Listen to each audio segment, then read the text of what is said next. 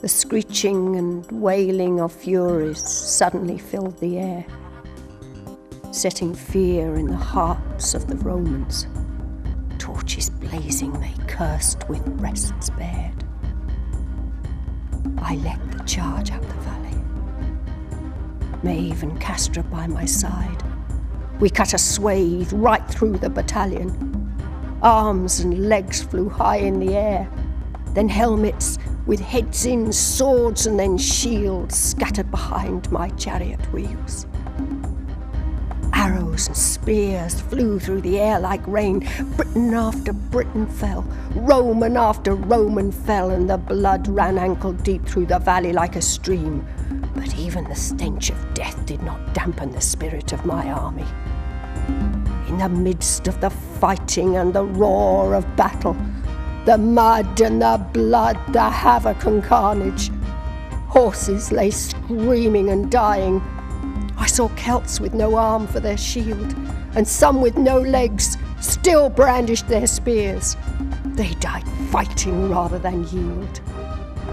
And as they fell, wave after wave of fearless warriors charged the Roman lines. Men, women, children fought to their death, and the whites of the Roman eyes grew red with tears. Excrement poured from their bowels in fear. You could smell the stench, the blood, the guts, and the wrath of the furious Britons. Suddenly, I saw Suetonius flee. He and his officers by the river Dee. On swift, strong horses, they never looked back, deserting their legions for Chester. Rank after rank we destroyed as we followed. Then, one of my steeds broke a leg in a hollow. So sudden, so fast, and yet all in slow motion. We were thrown from our chariot into a gold and red ocean.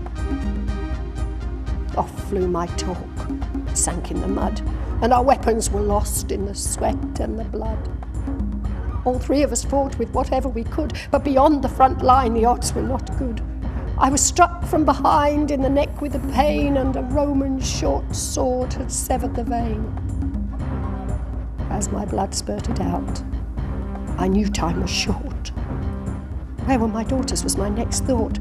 I spun to the left and saw Maeve clearly dead. In that instant I saw Castra cloved through the head. I knew it was over, and I felt no fear. I looked around slowly at the scene that was here, surrounded by Romans, swords drawn to engage, and the war held its breath for what seemed like an age. I felt the mud warm as it seeped round my feet. I looked down to see blood from my neck ankle deep. I had not one feeling of anger or pain or revenge or injustice. No emotion remained. Trapped in a circle of Romans, a dozen or two. They glanced from one to the other, unsure what to do, for the Queen of the Celts was standing right here, bleeding, unarmed, and defiant of fear. I watched the sweat trickle down every face that was there, as the blood dripped heavily from the strands of my hair. I stared each in the eye as I looked around, and the battle fell silent, devoid of all sound. In the distance, I heard a lark singing with cheer, and all seemed at peace. and incredibly clear. I looked up for the bird whose song was so shrill, and the Romans lunged in with their swords for the kill.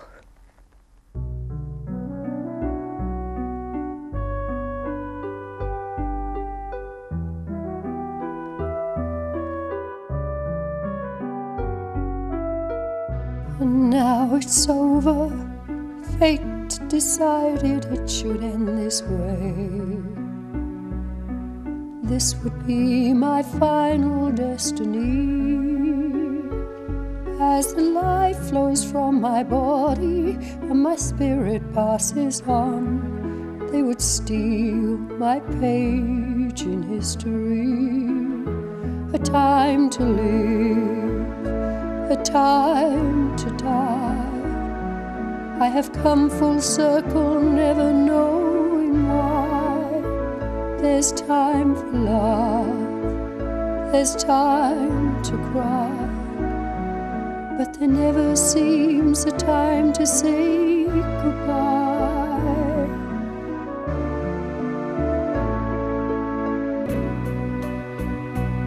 And the Romans did steal her page in history, for the Celts won the battle.